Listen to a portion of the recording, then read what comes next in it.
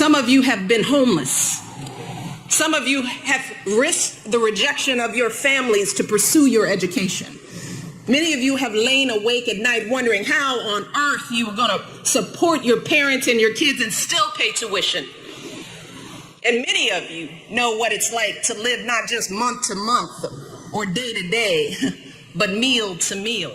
She believed that all children, all people have value, that anyone can succeed if given the opportunity.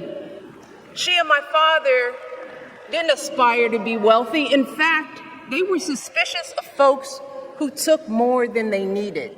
I want you all to stay true to the most real, most sincere, most authentic parts of yourselves. I want you to ask those basic questions. Who do you want to be? What inspires you? How do you want to give back? And then I want you to take a deep breath and trust yourselves. Welcome back to the Invest in Others series, where we uncover the wisdom and knowledge of success through today's thought. Today's episode, we're diving into a woman who is captivated, using her inspiring mind, the thoughts and hearts of millions across. Meet Michelle Obama, our former First Lady. From her early days in Chicago to rocking the stage, her story is a monument to the world today. Join us as we uncover the rules to success with her.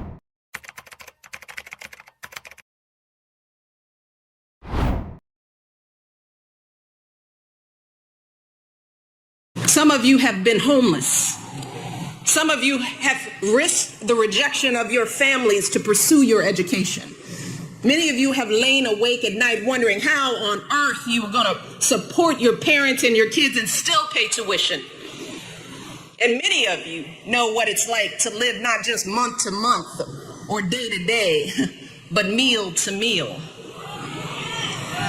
But graduates, let me tell you, you should never, ever be embarrassed by those struggles.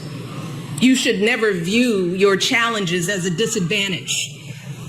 Instead, it's important for you to understand that your experience facing and overcoming adversity is actually one of your biggest advantages. And I know that because I've seen it myself. Not just as a student working my way through school, but years later before I came to the White House and I worked as a dean at a college. In that role, I encountered students who had every advantage. Their parents paid their full tuition. They lived in beautiful campus dorms. They had every material possession a college kid could want: cars, computers, spending money. But when some of them got their first bad grade, they just fell apart. They lost it, because they were ill-equipped to handle their first encounter with disappointment or falling short. But graduates, as you all know, life will put many obstacles in your path that are far worse than a bad grade. You'll have unreasonable bosses and difficult clients and patients. You'll experience illnesses and losses, crises and setbacks that will come out of nowhere and knock you off your feet. But unlike so many other young people, you have already developed the resilience and the maturity that you need to pick yourself up and dust yourself off and keep moving through the pain. Keep moving forward.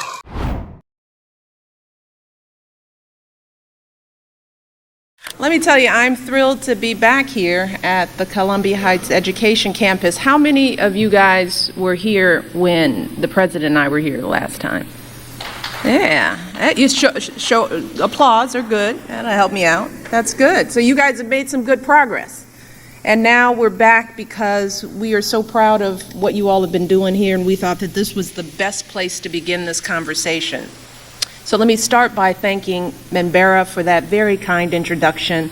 She is a proud representative of what this school can do, and her story is one that we want you all to emulate. I also want to recognize Mayor Gray, as well as Kaya Henderson, the Chancellor of the DC Public Schools. And of course, I want to recognize your Principal Tukeva, and all of the faculty and staff here at Bell Multicultural High School. Thank you for hosting us. Of course, I want to thank Secretary Duncan for joining me today, as well as Jeff and Keisha and everyone from 106 and Park for helping to facilitate today's discussion. Let's give them all a big round of applause.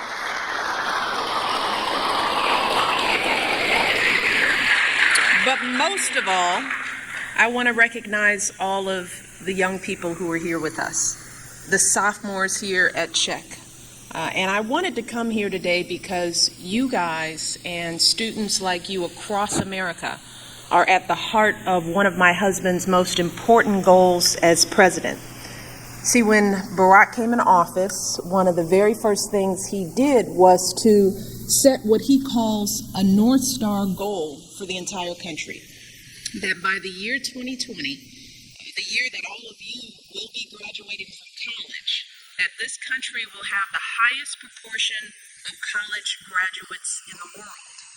Now, Barack set this goal because as a generation ago, we were number one in college graduates. But over the past couple of decades, this country has slipped all the way to 12th. We've slipped. And that's unacceptable. And we've got a lot of work to do to turn that around and get back on top. But Barack didn't just set that goal because it's good for our country. He did it because he knows how important higher education is to all of you as individuals. Because when the year 2020 rolls around, nearly 2/3 of all jobs in this country are going to require some form of training beyond high school. Now that means whether it's a vocational program, community college, a 4-year university, you all are going to need some form of higher education in order to build the kind of lives that you want for yourselves, good careers, to be able to provide for your families. And that's why the President and Secretary Duncan have been doing everything they can to make sure that kids like you get the best education possible and that you have everything you need to continue your education after high school. They have been fighting to strengthen your schools and to support your teachers. They've been working hard to make college more affordable for all young people in this country, no matter where you come from or how much money your parents have.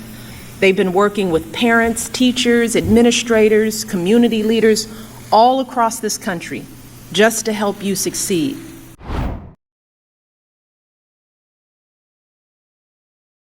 I want you all to stay true to the most real, most sincere, most authentic parts of yourselves.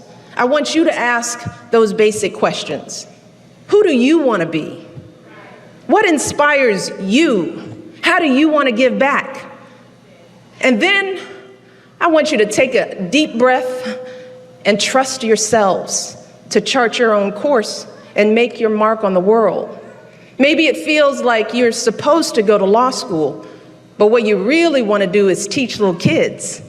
Maybe your parents are expecting you to come back home after you graduate, but you're feeling a pull to travel the world.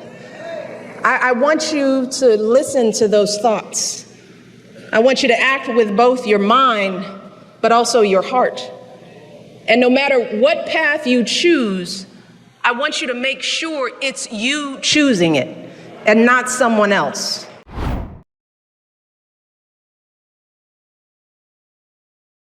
Every day, the people I meet inspire me.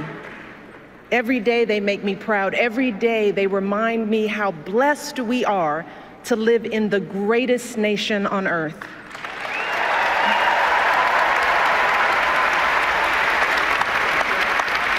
Serving as your First Lady is an honor and a privilege. But back when we first came together 4 years ago, I still had some concerns about this journey we'd begun. While I believed deeply in my husband's vision for this country, and I was certain he would make an extraordinary president, like any mother, I was worried about what it would mean for our girls if he got that chance. Now, how will we keep them grounded under the glare of the national spotlight? How would they feel being uprooted from their school, their friends, and the only home they'd ever known? See, our life before moving to Washington was filled with simple joys. Saturdays at soccer games, Sundays at grandma's house, and a date night for Barack and me was either dinner or movie, because as an exhausted mom, I couldn't stay awake for both.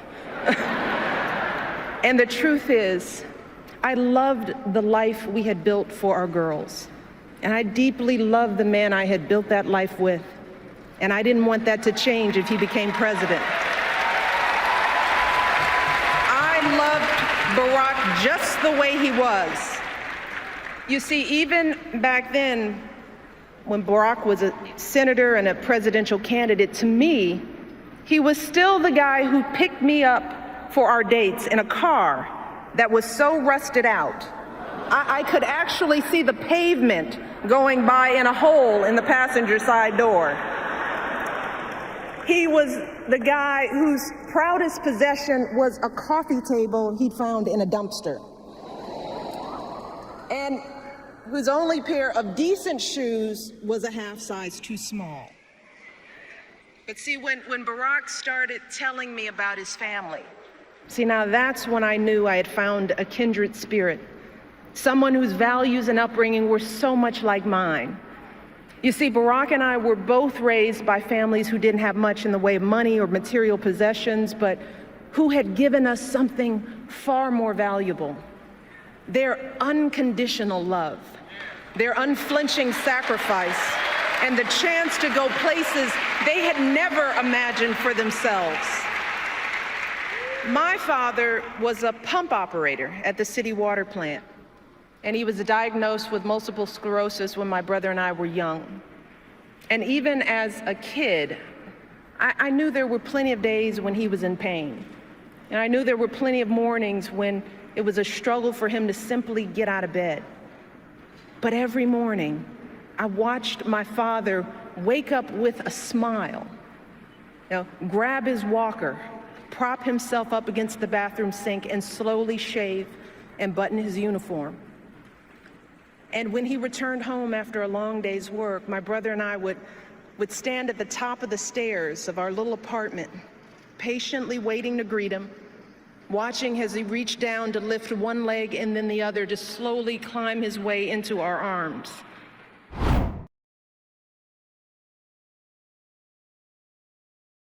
She believed that all children, all people have value, that anyone can succeed if given the opportunity. She and my father didn't aspire to be wealthy. In fact, they were suspicious of folks who took more than they needed.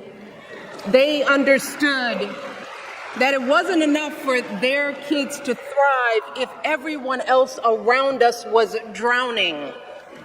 So my mother volunteered at the local school. She always looked out for the other kids on the block. She was glad to do the thankless, unglamorous work that for generations has strengthened the fabric of this nation. The belief that if you do unto others, if you love thy neighbor, if you work and scrape and sacrifice, it will pay off. If not for you, then maybe for your children or your grandchildren. You see, those values have been passed on through family farms and factory towns, through tree-lined streets and crowded tenements, through prayer groups and National Guard units and social studies classrooms. Those were the values my mother poured into me until her very last breath. Kamala Harris and I built our lives on those same foundational values. Even though our mothers grew up an ocean apart, they shared the same belief in the promise of this country. That's why her mother moved here from India at 19.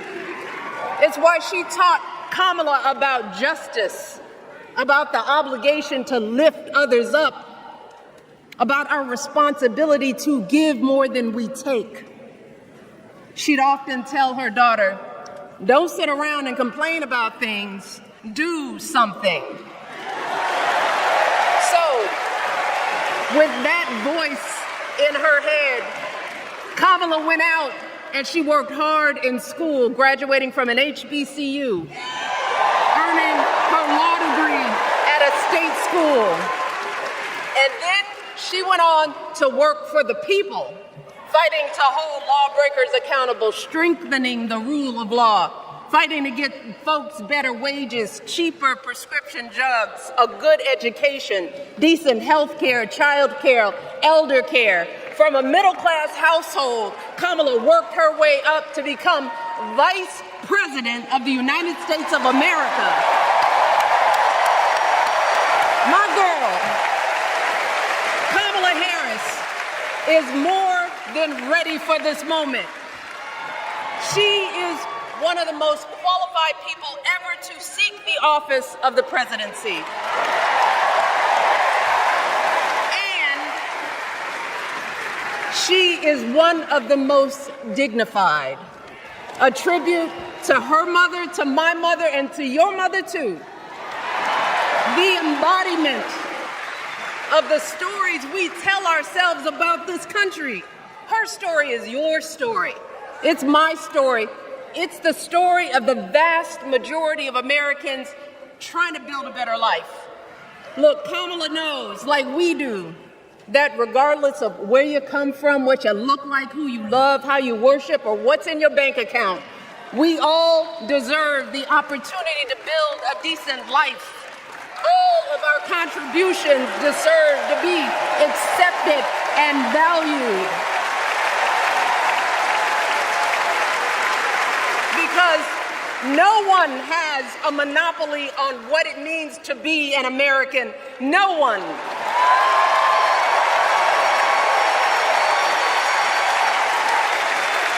Kamala has shown her allegiance to this nation, not by spewing anger and bitterness, but by living a life of service and always pushing the doors of opportunity open to others. She understands that most of us will never be afforded the grace of failing forward. We will never benefit from the affirmative action of generational wealth. One of the reasons why I share those stories, particularly with our young people, is that I want them to know that anybody who's been successful, particularly if you're a woman, and especially if you're a woman of color, a person of color, you grow up with a lot of doubts in your head, that are things that you hear, subconscious messages that you get from the society around you. It's that natural drumbeat of doubt, because there are people out there who are afraid of you because of the color of your skin. I mean, you grow up knowing that there are people who just decide not to like you because they've been told something about you because you're brown. So you always wonder, what are they thinking about me? And I'm just a kid walking around, but that person is afraid of me and they don't even know me. If you just stop there and just think about life as a minority in a culture of racist people, that's what happens to kids who grow up. They're constantly thinking, what did I do wrong? I'm getting up, I'm going to school, I'm getting great grades, I'm staying out of trouble, because that's exactly what the vast majority of kids of color are doing. They are getting up and they're doing what they're supposed to be doing. And they're growing up in good families, and they're getting decent grades, and they have hopes and dreams. They're not in gangs, they're not doing drugs, they're not robbing and stealing, they're me. I am the kid you're afraid of. So when you grow up like that, you naturally have questions about your ability. Maybe it's something that I did. And how did you deal with those questions? How did you address them? You got to grow up. And it is hard to deal with. It's hard to tell a kid, just ignore it. But you practice ignoring it. You have to practice pushing through it. You have to practice achieving through other people's low expectations of you. Because you will have that. You will get it in your own family, in your own community. There will be people who will hold you back because they're afraid for you. They're afraid of what that unknown is. So many of our parents and grandparents had a reason to be afraid for us, their young black kids and grandkids, because the world was dangerous. It still is dangerous. It is dangerous for women out in the world. So our parents and grandparents had reason to be afraid for us. And sometimes that fear manifested itself in telling you not to try because they are afraid for you not to fail. So what you have to do is get up every day and just do it. Because here's the thing, there is no magic. I say this again, you all are smart enough and you're capable enough. And by doing and pushing and raising your hand in class and getting your homework done and asking teachers questions and working hard and persevering and applying to college and going to college and sitting around board seats and accepting jobs and starting stuff and failing a little bit, you learn that you're just as smart, oftentimes smarter than the people who were doubting you. And you only learn that by doing it. And now that I am 54 years old, I have worked in every sector. I mean, you heard my resume. I have been in corporate law. I've worked for city government. I've run a nonprofit organization. I have worked in a university. I've worked at a medical center. I've been the First Lady of the United States. I've been at all the tables. I've been there. I've seen it. I've seen affirmative action in all forms, not just race, but money, prestige, legacy. It exists everywhere. It's just a problem when it's us, but it's out there. And there are very mediocre people out there who run stuff.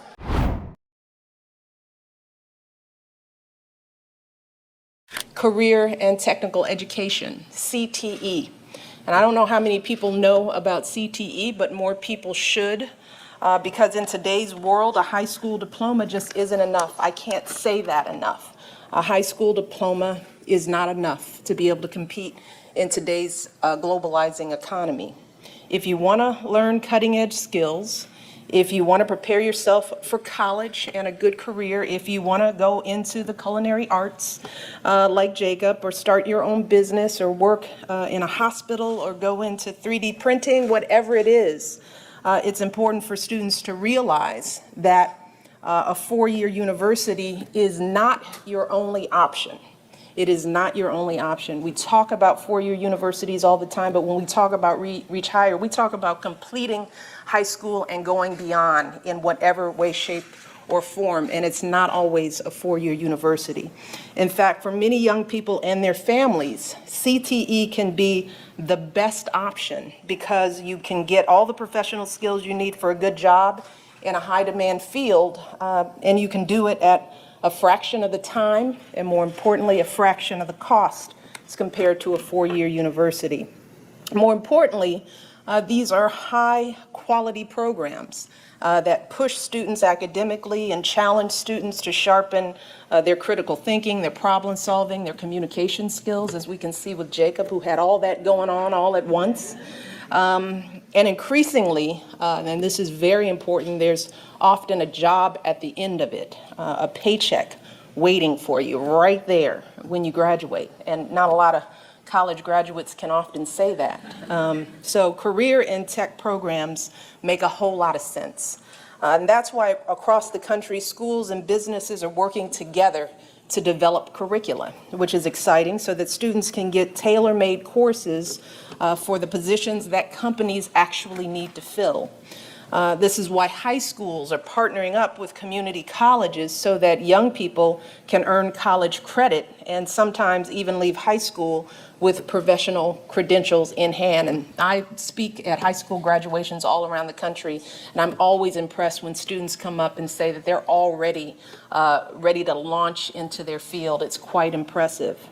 And everyday students are getting hands-on experience through these opportunities at hospitals and businesses, schools, and just about everywhere else. My staff tells me that somebody's getting experience on a 65-foot research vessel out in the ocean. That's happening somewhere. You guys know about this? It's pretty cool, pretty cool. And these kinds of opportunities are leading to a wave of innovation from our young people. Here at the Innovation Fair today, I understand that we're going to see a 4-inch cube satellite that will be launched into orbit to help us study and analyze our atmosphere and soil. Pretty cool. Yeah, wow, I agree. There's a system of laser sensors that detect a baseball strike zone. For all you baseball fans, I'm sure that's very exciting. And a 3D printer that creates chocolate sculptures. Yeah, everybody likes that one. Everybody can connect with that. So CTE programs like these are good for students because they can learn new skills and find their passion. They're good for businesses because they can tap into a pipeline of skilled talent. And they're good for our country because these programs help us grow our economy, compete with other countries, and unleash the next generation of entrepreneurs and innovators. And that's why earlier this year, my husband expanded the United States Presidential Scholars program to honor some of our best and brightest students in career and technical education. And later this summer, we're going to be launching the Reach Higher Career App Challenge because we want to make it easier for students across the country to find a CTE program that fits with their passions and with their goals.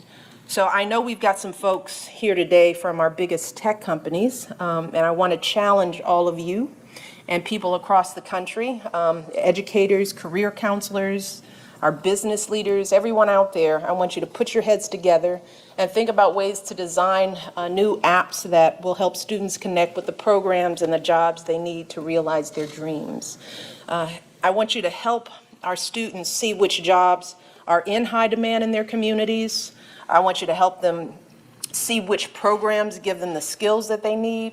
And I also want you to help them figure out how much all of this costs and what their future earning power might be in that given field. I mean, you can imagine for a kid who may not be motivated, if they see a job title and a salary, they can understand the purpose of it all, which we're always trying to do with our young people. So imagine if all that could happen through an app. There are so many things an app might do for our young people, and we want to see what all of you will come up with.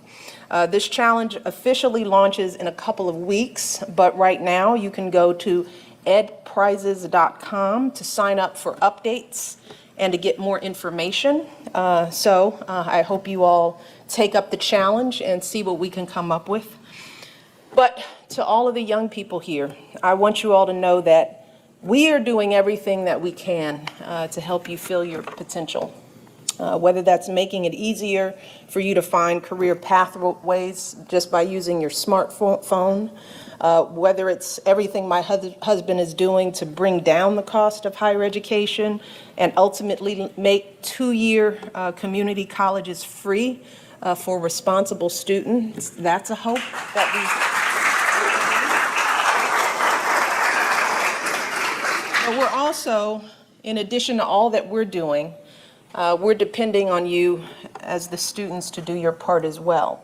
And that means, you know, for all of you here, I know you're already doing it, but I can't say it enough. We need you all to just get it together, you know, to study as hard as you can, to put everything into your studies that you can do. Reach higher for yourselves every single day.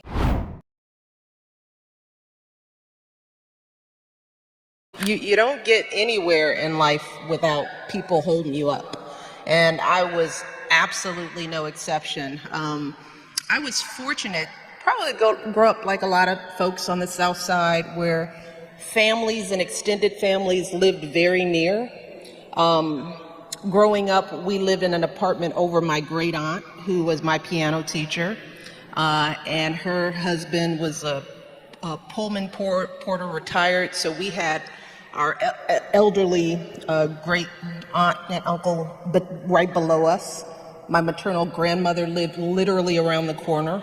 My maternal grandfather, they separated, but he lived right around the corner from her. And they all lived with some of my mother's brothers and sisters. So grandparents always lived with aunts and uncles. And then my father's family lived only 5 minutes away. We thought they lived on the other side of town, but literally It was a 5-minute drive from our house. So we grew up with this amazing extended family, you know, and we celebrated everybody's birthday, and there were a lot of birthdays. So we were usually with one another, you know, going to church, you know, participating in plays. We were around our cousins growing up. And when I think about that support network, my family and my extended family provided that. They were my role models. And I say that because a lot of young kids think that a role model has to be somebody far away, that it has to be the former first lady or somebody important. But the truth is, for me and for so many people, the most important role models that you have are right in front of you. You know, they are the grandparents and the aunts and the uncles and the cousins, and that support was critical. And I had a mom, fortunately, because of my father's job, she was a stay-at-home mom until I went to high school. And she and a couple of other mothers who were able to stay home wound up being the support network for a lot of kids in the neighborhood who were latchkey kids. So we come home for lunch to my house or to another friend's house almost every lunch, and we were a gang of little girls that would come with our little bag lunches, and we'd have a good hour, because that was before they reduced lunch to like 15 minutes of gobbling your food down. Back then in the day, you actually had a real lunch period. So we'd go to my little bitty house. We lived in a tiny apartment, but there would be about 7 little girls, and we'd sit on the kitchen floor, we'd play jacks, we'd watch All My Children, and we would complain about the day or the morning, how stupid the teacher was that day, what little boy was getting on our nerves, and the parents were there just listening closely. And they knew when to jump in and when not to jump in. They knew when they needed to have our backs because something unfair was happening, or they knew when we were just complaining. But they knew we were there. So I was fortunate enough to have parents who were there, and it wasn't just my parent, it was a community of mothers that were sort of taking care of all these little girls and listening to their issues and pushing them through. So it's those small ways of support that you don't realize until you're my age, and looking back, and you know, I'm starting to reflect on this as I work on my memoir, because I'm thinking about these things, and I realized that in my little neighborhood of working class folks with not a lot of money, with not a lot of education, there was so much support just in the small things, listening, valuing our voices, letting us talk and complain and argue and ask questions and push. And I think that kind of support helped me learn at a very early age how to use my voice to advocate for myself and for others. So I was blessed in ways that I couldn't have imagined when I was a child, but looking back on it, it was one of the many things that sustained me and provided that foundation that has gotten me where I am today.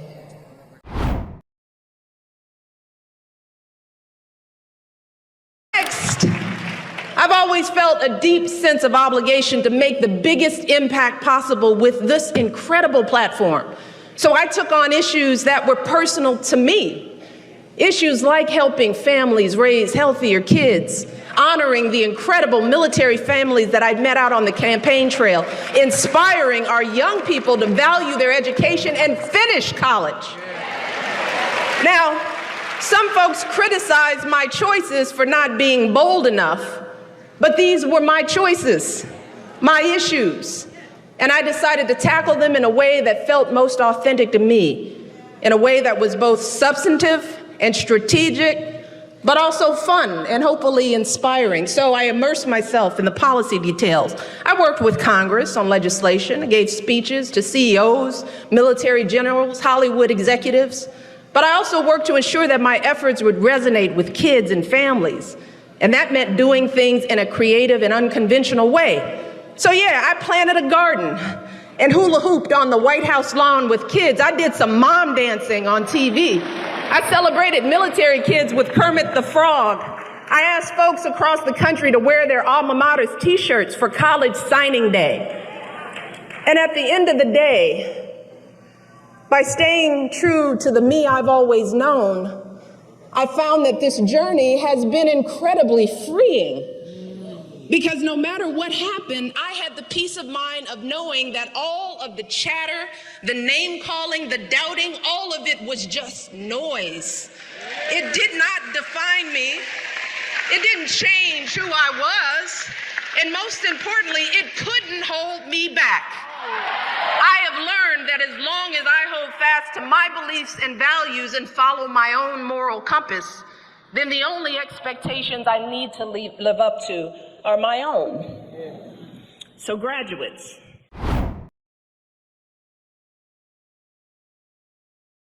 we learned about dignity and decency, that how hard you work matters more than how much you make, that helping others means more than just getting ahead yourself. We learned about honesty and integrity, that the truth matters, that you don't take shortcuts or play by your own set of rules. And success doesn't count unless you earn it fair and square. And all this to say today, we'll see you guys in the next video, and I hope that you liked this video. Be sure to implement these rules to your everyday success because it's on the way. Don't forget to hit that like button and share this with your friends. Also, I will link the books that are created by this author down below. Check out the description. Don't forget to subscribe, and also comment below whatever you think your favorite rule to success is.